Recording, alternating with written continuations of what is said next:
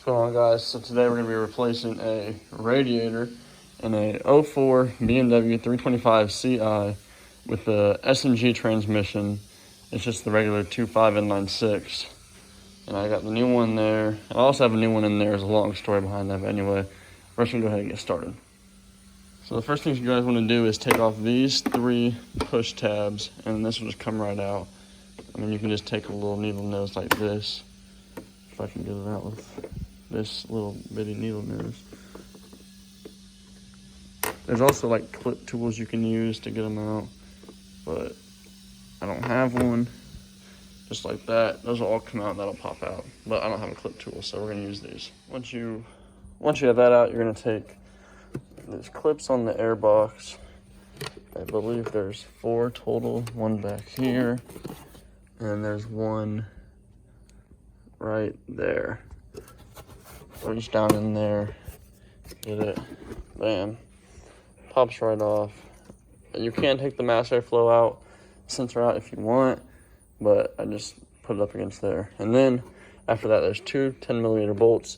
Once you get those out, you're gonna pull it back and up, and then this little air vent to get air into the air box will come up, and then you got it out.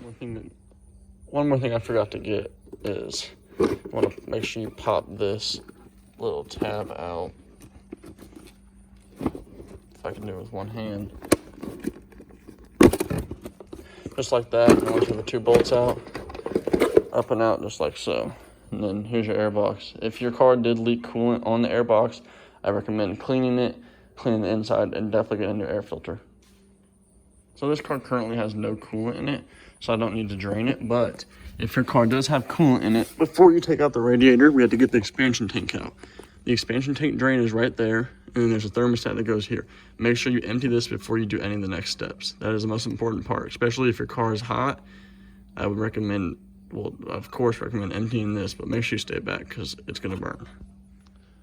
Once you've emptied it, there are little bitty clips like so. You get a little flat head under there, pop them up like that. Just on these 2 right here, and this will let the expansion tank, at least the top portion, be free.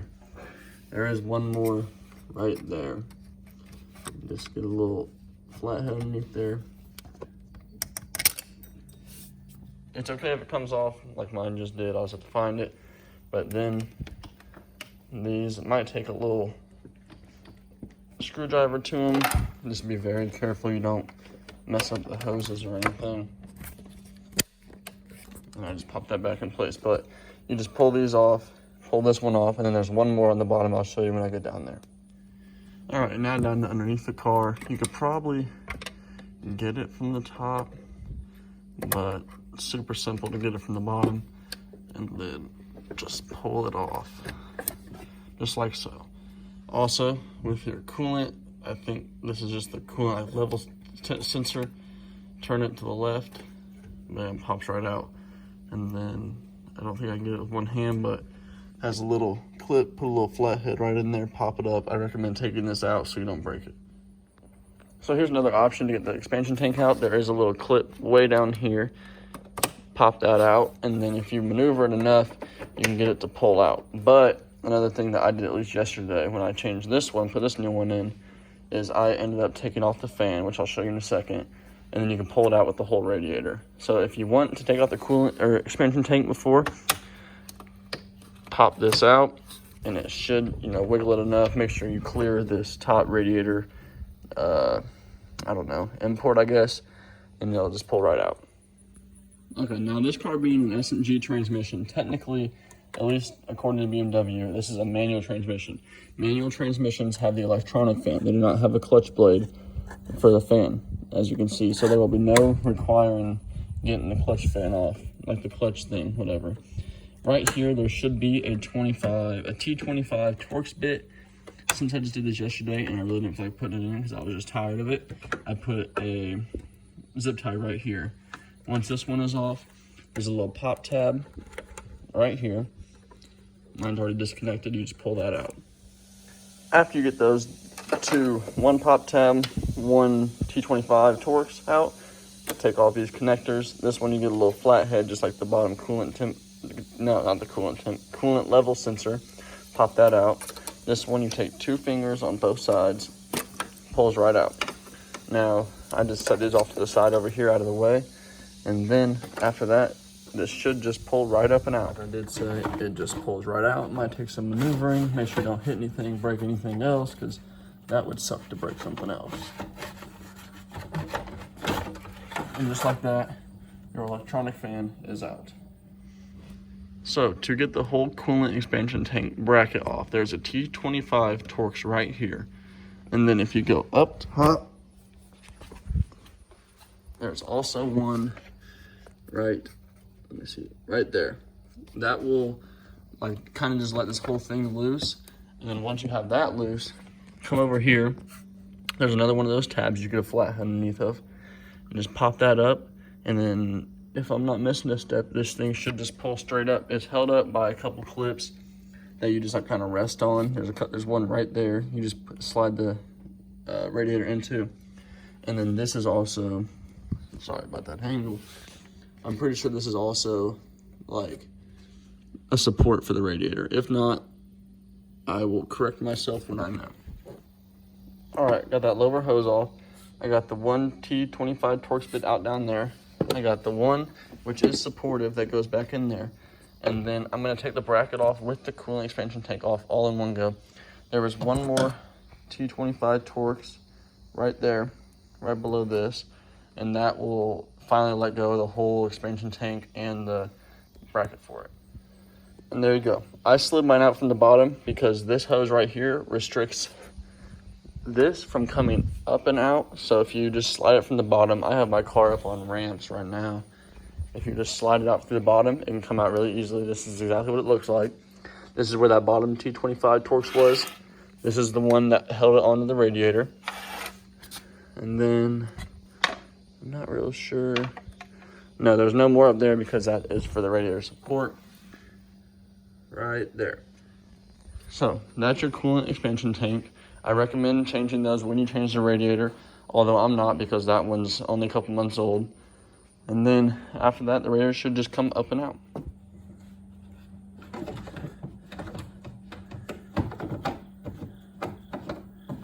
And if all is done correctly, it takes a little fidgeting, but there is your radiator.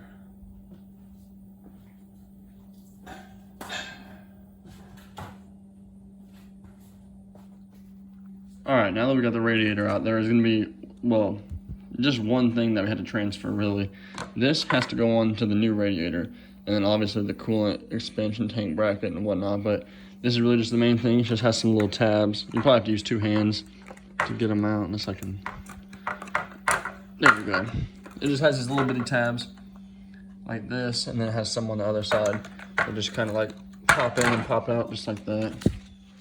There's the tabs on the other side. And then this will just pop in just like this. So this is the passenger side. This is the driver's side. And then here is your, where you let the coolant out with one of these. I'll get into these and explain how they work and which ones you should use for what transmission. But this just pops on and then throw the radiator in and then bracket that up. All right, I just installed the new radiator. I went in from the top.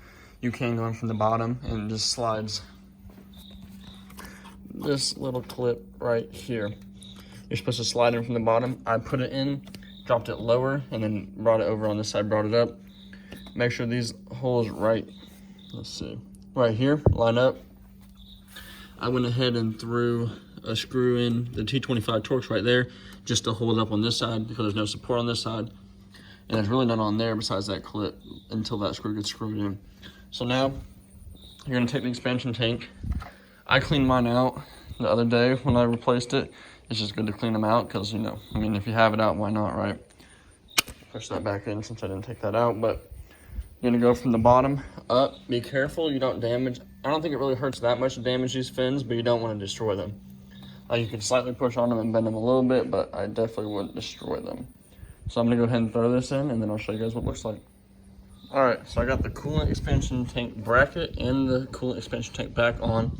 I ended up popping up the headlight, just taking the bolts out and popping it out a little bit. But I got that Torx bit down there in.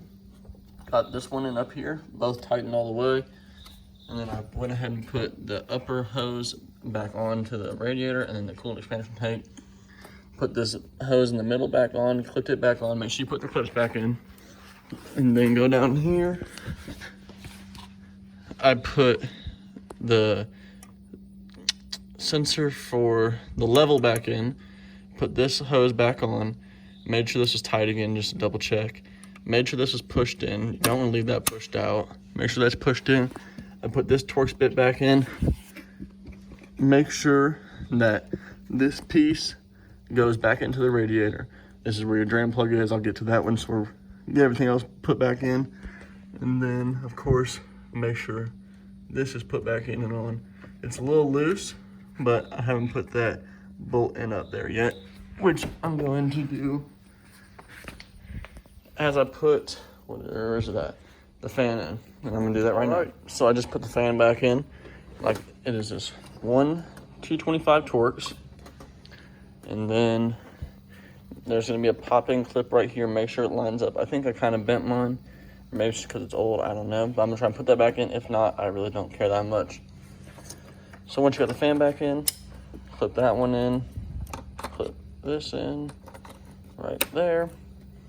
And then, as you can see right there, the fan is supposed to rest on that. And then that piece that we transferred from the old radiator in, just making sure everything lines up. That lines up perfectly down there. That piece that we transferred from the bottom of that actually functions as kind of a support for the radiator. As you can see, I missed that. I'll loosen that back up, make sure that goes back in. All the rest went in.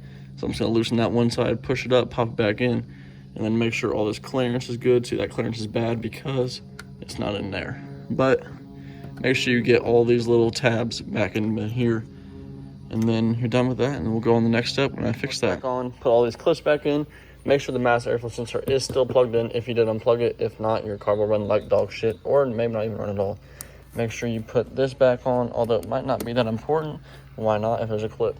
So, yeah, we're pretty much done here. All I gotta put on is this little cowl filter for air, just so you can get some more air in there. Let's see if I can do it with one hand. Yep, there you go. Make sure all these holes line up. Come over to all of your little push clips.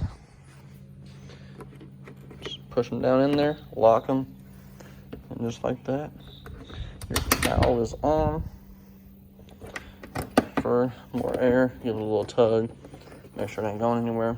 After that, give it a good double check.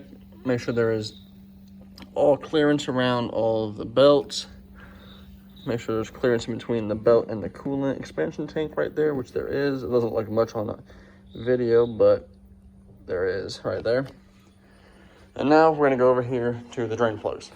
So, in case yours didn't come with this, or you just didn't know, there are two different ones. There's a short one and a long one.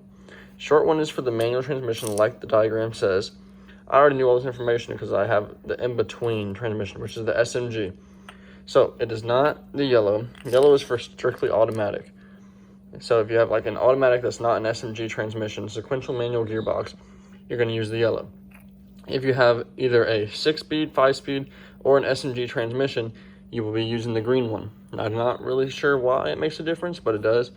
But SMG or manual, in my case SMG, I'll be using the green one, which just shoves it right up there, and then you just tighten it with, I think this is, I can't remember off the top of my head, but I'll let you guys know when I put it in.